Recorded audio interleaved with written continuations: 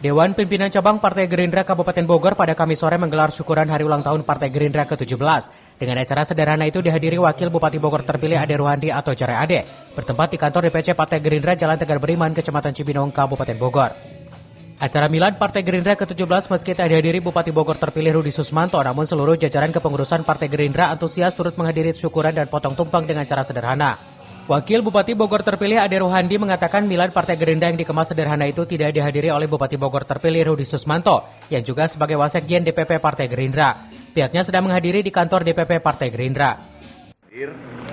Tadi juga saya mengapresiasi apa yang disampaikan oleh Ketua DPC bahwa di ulang tahun Partai Gerindra harus kompak, mengawal sebuah produk hasil pilkada. Bupati dan wakil bupati adalah milik koalisi, bukan milik satu partai.